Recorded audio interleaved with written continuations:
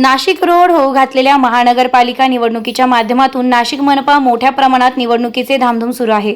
विविध पक्षांतील संघटनेतील पदाधिकारी सहभागी होऊन पक्षप्रवेश मागण्या आणि विविध प्रकारच्या घटना घडत आहेत। उद्धव सेना व मनसे यांच्या आयोजित संवाद मेळावा नाशिक रोड विहिद गाव हंडोरे लॉन्स येथे आयोजित करण्यात आला। आदित्यसाहेब ठाकरे यांनी उपस्थितांना संबोधित केले आणि केंद्रातील भाजप सरकारवर भ्रष्टाचाराचे आरोप केले। खासदार राजाभाऊ वाजे, माजी आमदार वसंत गीते, योगेश घोलप, योगेशभाऊ गाडेकर, जयंतराव गाडेकर, सलीम मामा शेख, भैया मनियार, सागरभाऊ कोकणे, प्रशांत भाऊ जाधव, अंकुश पवार, सुदाम कोंबडे उपस्थित होते। केंद्रातील भाजप सरकारवर भ्रष्टाचाराचे आरोप केले। जात पात धर्म प्रांत असे वादविवाद लावून जाती धर्माचे राजकारण करण्याच्या भाजपाच्या मुद्द्यावरती बोलले।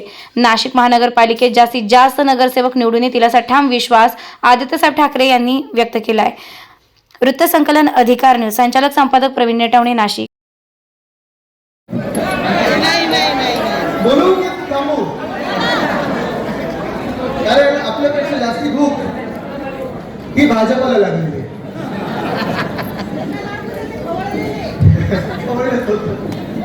त्यांना भूक एवढीच लागलेली आहे की आपण महाराष्ट्र गिळतोय कधी आणि बिल्डरांच्या आणि कॉन्ट्रॅक्टरच्या हातात घालतोय कधी, कशात घालतोय कधी ही भूक त्यांना नाही।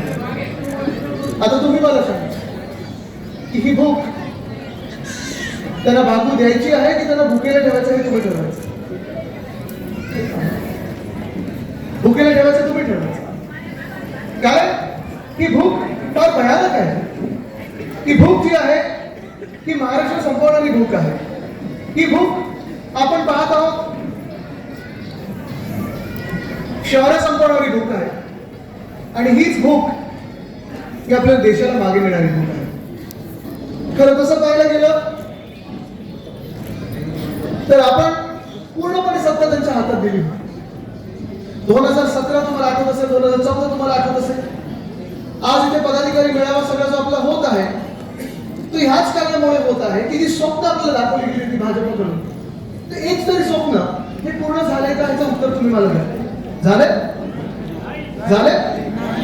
चला पहिल्यापासून सुरू करूया।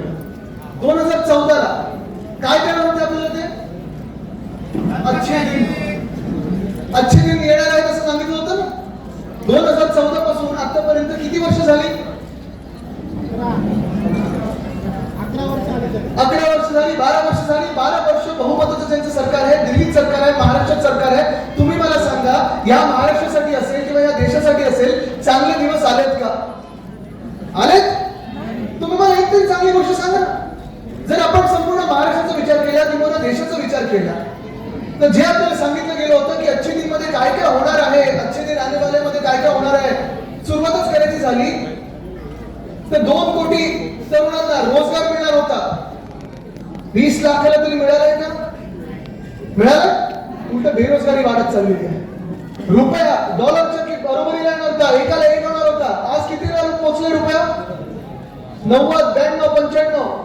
म्हणजे जे आपले तरुण मुलं मुली आहेत जे बाहेर शिकायला जातात, मध्यम वर्गातून येतात, ते बिचारे जेव्हा बाहेर शिकायला जातात तेव्हा रुपयामध्ये जेव्हा ते डॉलरमध्ये कन्व्हर्जन होतं, भारी कोणावर पडतंय? तर ह्या लोकांवर पडतं, आपल्या तरुणांवर पडत आहे। आज साधी गोष्ट तुम्ही मला सांगा ना, महिलांचा सन्मान जो होणार होता, महिलांना ते सुरक्षा देणार होते, महिलांना नोकऱ्या देणार होते। आज तुम्ही मला सांगा ह्या देशामध्ये आपल्या तुम्हाला तरी वाटते का महिला सुरक्षित आहेत? म्हणजे आपली जंगले सुरक्षित नाही, आपल्या तरुणांना रोजगार मिळत नाहीये, कुठेही उद्योगधंदा वाढत नाहीये, आपली शहरं काही सुधारत नाहीयेत, महिला सुरक्षित नाहीयेत। अशा सगळ्या परिस्थितीमध्ये आज जर तुमच्या दारी कोणी भाजपवाले आले तर तुम्ही त्यांना सांगा, दादांना तुमचं 12 वर्ष या देशात बहुमताचं सरकार आहे, तुम्ही एक काहीतरी गोष्ट सांगा जी चांगली केली आहे, मी तुम्हाला मत द्यायला तयार आहे। गेल्या 30 वर्षापासून पक्ष संघटन असेल, सामाजिक कार्य असेल, लोकांच्या अडीअडचणी असेल, या पक्षाच्या माध्यमातून आणि नाशिक महानगरपालिकेच्या माध्यमातून आम्ही पुरेपूर सोडवण्याचा प्रयत्न केला आहे। त्यामुळेच ही जनता आज आम्हाला आमच्या सोबत दिसते, सोबत आहे। या ठिकाणी उपस्थित सर्व शिवसैनिकांना असेल, महाराष्ट्र नवनिर्माण सेनेच्या सर्व पदाधिकाऱ्यांना असेल आणि खास करून माझ्या माता भगिनींना असेल, मी मनापासून आपल्याला हात जोडून करायची विनंती करतो। आपल्या समोर बलाढ्य पक्ष आहे, भ्रष्टाचारातून कमवलेला पैसा हा तुमच्या आमच्या डोळ्याने दिसतोय. सर्वांना विकत घेण्याची भाषा केली जाते आहे. मी तुम्हाला विनंती करतो, त्यांनी कितीही पैशाचा माज करू द्या, आपल्याला कितीही विकत घेण्याचा प्रयत्न करू द्या, या निवडणुकीत आपल्याला सर्वांना दाखवून द्यायचं आहे का बघू त्यांचा पैसा आपल्याला विकत घेऊ शकतो का. कारण की आम्ही तळागाळात जेव्हा काम करतो त्या मायबाऊने आमच्या तेव्हा आशीर्वाद आम्हाला देतात. त्यांच्या नजरेतून, त्यांच्या डोळ्यातून, त्यांच्या चेहऱ्यावरून आम्हाला दिसून येतं की जनता या ठाकरे परिवारासोबत आहे, या शिवसैनिकांसोबत आहे. त्यामुळे मी आपल्याला कळकळीची विनंती करेन, ते एका निवडणुकीमध्ये कुठल्याही भूलथापांना बळी न पडता, कुठल्याही आमिषाला बळी न पडता आपण मशाल निशाणी समोरचे बटन दाबून नाशिक महानगरपालिकेमध्ये ज्या ज्या ठिकाणी शिवसेना उद्धव बाळासाहेब ठाकरे मशाल निशाणी घेऊन जे उमेदवार उभे असतील त्यांना भरघोस मतांनी आपण निवडून द्यायचं आहे. तसेच महाराष्ट्र नवनिर्माण सेनेचे जे जे उमेदवार रेल्वे इंजिन ही निशाणी घेऊन उभे असतील त्यांच्या रेल्वे इंजिन निशाणी समोरचं बटन दाबून आपण त्यांना निवडून द्यायचं आहे. आणि आनंदाची बातमी की आपल्यासोबत राष्ट्रवादी काँग्रेस आणि काँग्रेस पक्ष हे देखील यांची आघाडी आपल्यासोबत राहणार आहे. मी विनंती करेन, महाविकास आघाडीचे जे जे उमेदवार आपल्या समोर निवडणुकीला उभे असतील नाशिकमध्ये, आपण सर्वांना भरघोस मतांनी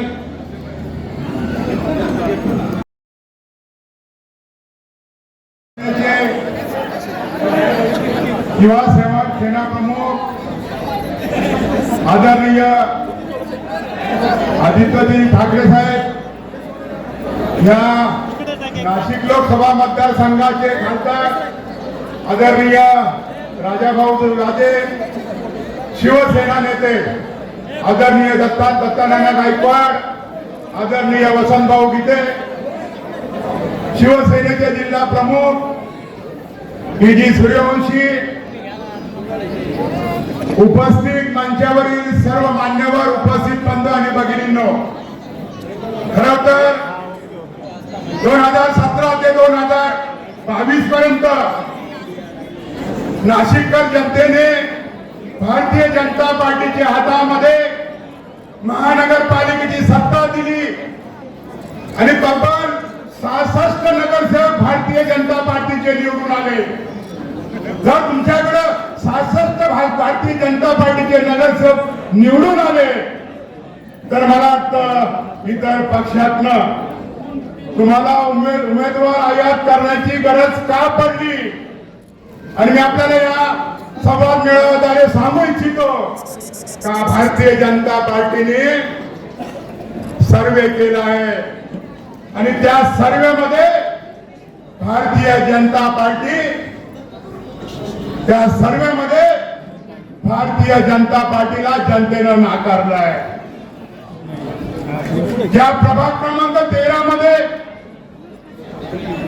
राष्ट्रवादी आणि काँग्रेसचे नगरसेवक निवडून आले होते आणि तुम्ही सुद्धा त्या काँग्रेस, राष्ट्रवादी आणि मनसेच्या नगरसेवकांना सोबत घेण्याचं पाप तुम्ही केलेलं आहे. येणाऱ्या निवडणुकीमध्ये जनता तुम्हाला धडा शिकवल्याशिवाय राहणार नाही.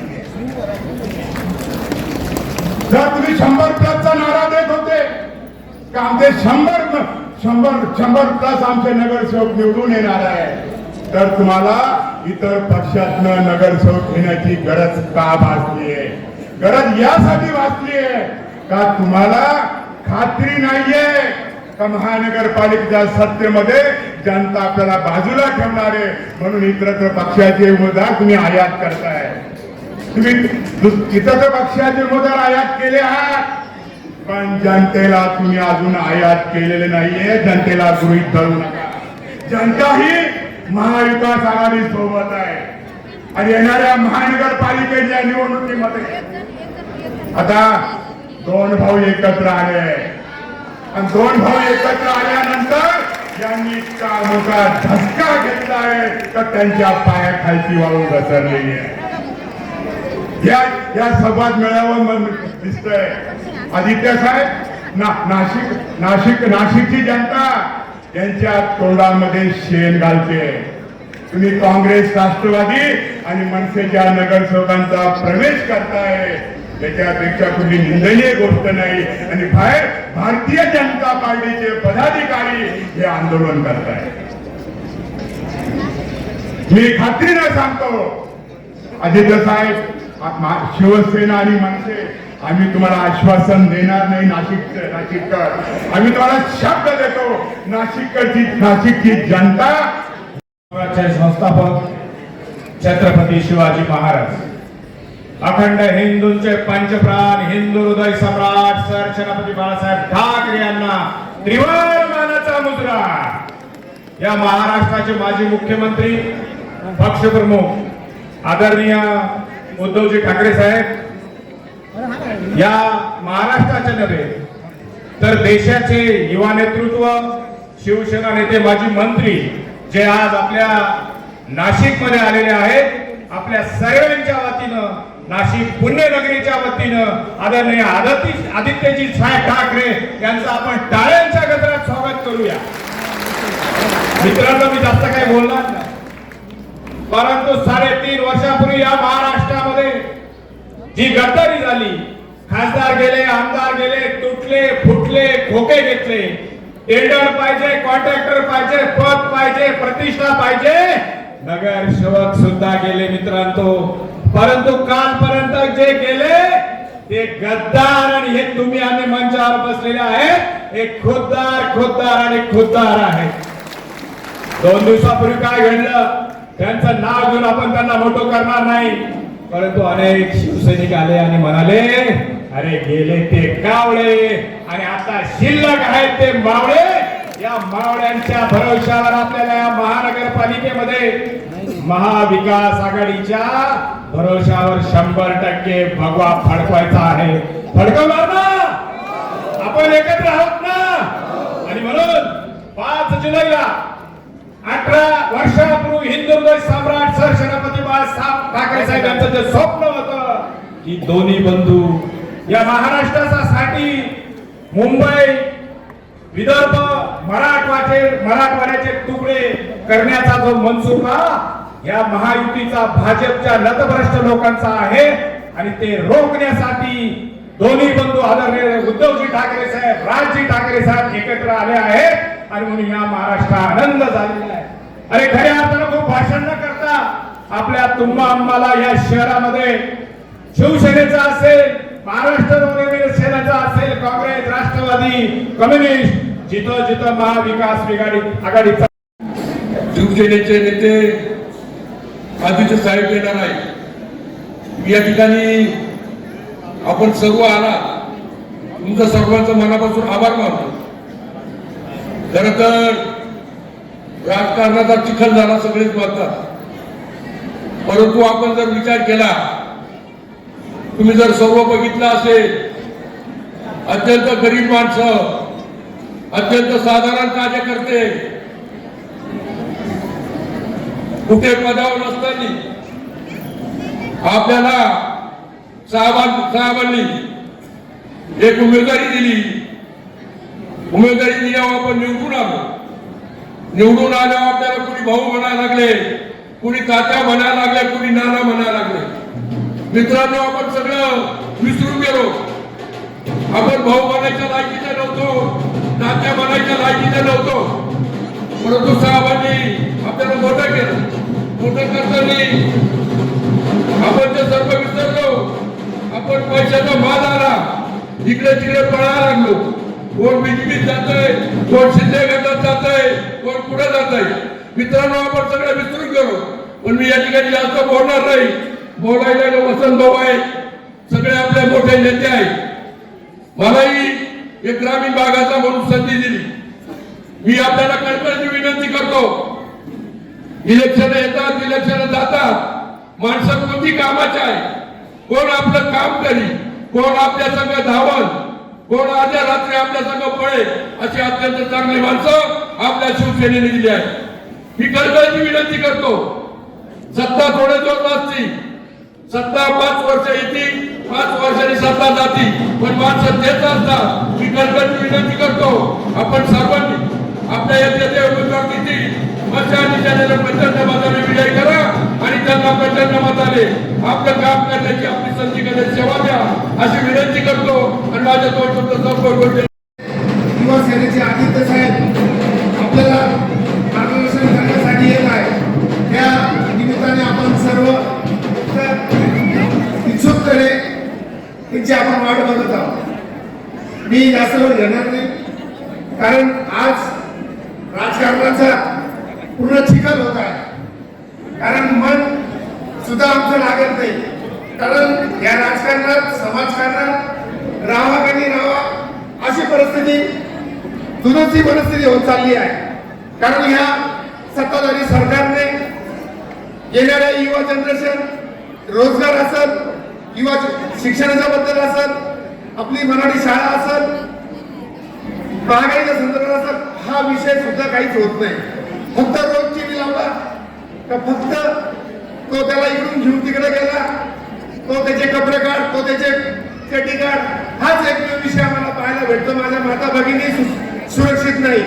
तर माझा कळकळीची विनंती आहे नाशिक शहराच्या जनतेला का आपण जनतेने आपलं मतदान असत हे जे निवडणूक आहे या जनतेने ताब्यात घेतल्या पाहिजे.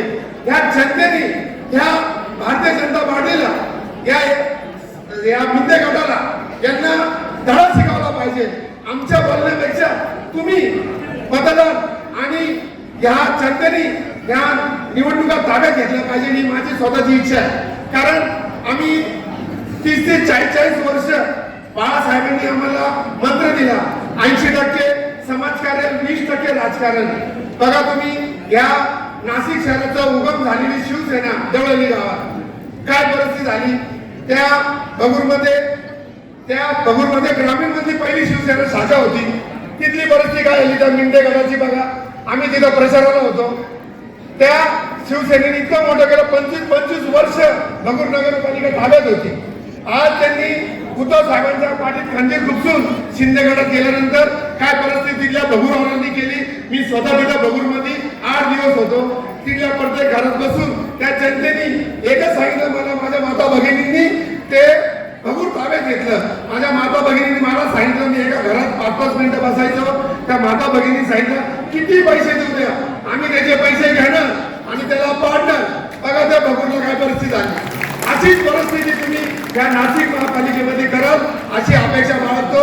मला बोलण्याची संधी दिली. जय हिंद, जय महाराष्ट्र. नाशिक महानगरपालिकेची निवडणूक होतीये. तुम्ही रोज बघताय कशा पद्धतीने राजकारणाचा चिखल झालाय. आणि 4 दिवसापूर्वी असाच युतीची बैठक असताना बोललो की अरे आपण ह्या जागा आम्हाला, ह्या जागा तुम्हाला कळत होतो. तिथं 8-10 लोक बसलेले आणि आम्ही ती मीटिंग घेतली महाराष्ट्र विधानमंडळ सेनेच्या कार्यालयात. त्यावेळेस मी असं बोललो की अरे आपण इथं भांडण्यापेक्षा इथं आज जे बसलेले आहे ना ते उद्या आपल्यात राहतील का. आणि तसंच झालं. 2 दिवसानंतर दिनकर पाटील पळून गेले. आणि त्याच्या आदल्या दिवशी मी असं ऐकलं, आदरणीय संजयजी राऊतांची मुलाखत मी बघितली. त्यावेळेस त्यांनी असा महाराष्ट्राला संदेश दिला की अरे सावधान, संपूर्ण महाराष्ट्राच्या जनतेने महिलांनी खबरदारी घेतली पाहिजे. आणि ते असं म्हटले की एक राजकीय टोळी हे मुलं चोरण्यासाठी येते, पोरं चोरण्यासाठी येते, आता नगरसेवक चोरते. आणि तसंच काल परवा नाशिकमधलं चित्र होतं. हे आमच्या बरोबर मुलाखतीला बसले, मोठी भाषणं केली, ती परवा दिवशी पळून गेली. पळून गेल्यानंतर भारतीय जनता पक्षाच्या इतिहासामध्ये, नाशिकच्या इतिहासामध्ये असं कधीच झालं नाही की ज्यांना प्रवेशासाठी 2 तास तिथं बसावं लागलं, पोलीस बंदोबस्तात बसावं लागलं. एवढी लाचारी कशासाठी. आणि कोणासाठी? सत्तेसाठी? जी सत्ता शिवसेना प्रमुखांनी 25-30 वर्षापूर्वी तुम्हाला आणि मला दिली, तरी लाचारी कशासाठी करताय? कशासाठी लाचारी?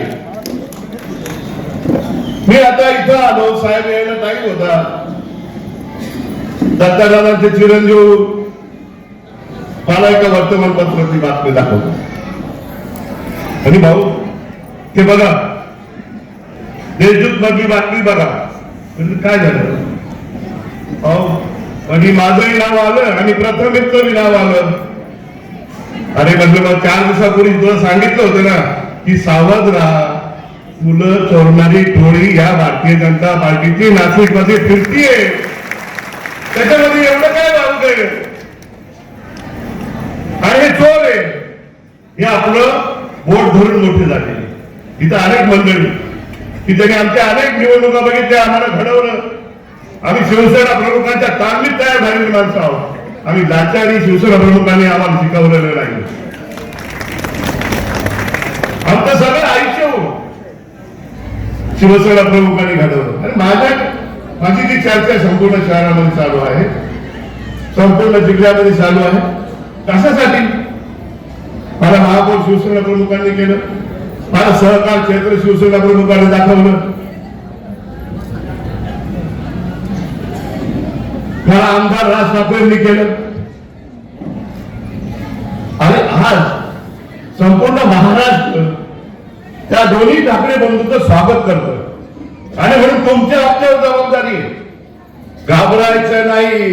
ज्यांना जायचं त्यांनी लगेच रस्ता धरायचा, परत वळून बघायचं नाही.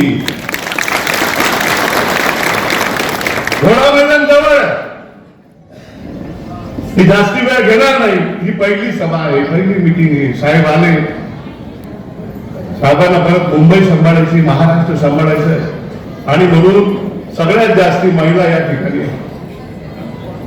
मी कळकळीची विनंती करतो बंधू आणि भगिनींना, हा कसोटीचा काळ आहे. तुमच्या समोर गेले ज्यांनी सगळं काही भोगलं आणि आज ते सोडून गेले.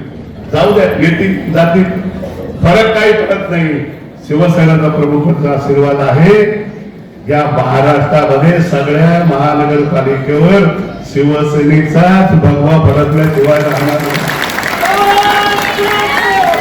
पण आपल्याला खूप खबरदारी घ्यावी लागते. 15-20 दिवस खूप कष्ट करावे लागणार. आणि त्यासाठी युवा सेनेचे सगळे पदाधिकारी इथे, मी त्यांना नेहमी सांगत असतो की उद्याचे तुम्ही आमचे नेते आहात. दत्ता गायकवाड असो, वसंत गीते असो, बाकी असो, आमचे नेते उद्या कोण असणार आहे? ते युवा सेनेचे पदाधिकारी असणार आहे, युवा सेनेत काम करणारी मंडळी असणार. त्यामुळे श्रद्धा आणि सबुरी सबर का फल मिठा होता है. श्रद्धा आणि सबुरी सबर का फल मिठा होता है, हे समजून घ्या. जे तिकिटाच्या स्पर्धेचे त्यांचा विचार नक्की केला जाईल, पण ज्यांना तिकीट मिळणार नाही त्यांना सुद्धा मी कळकळीची विनंती करेन, बाबांनो हा सगळा माहोल बघा. ज्यांना किती माणसं पाहिजे या महाराष्ट्रामध्ये, त्यांची भूक काय आहे ते कळत नाही. आणि म्हणून या राक्षसांना जर गाडायचं असेल तर आपल्याला एकसंघ राहावं लागेल. आणि म्हणून आपल्याला कळकळीची विनंती करतो की येत्या महापालिकेच्या निवडणुकीमध्ये आपण सगळे एकसंघ राहूया. आदित्य साहेबांना या ठिकाणी शब्द देऊया की साहेब आपण एक संघ राहू आणि ही नाशिक महानगरपालिकेला तुमचा भगवा फडक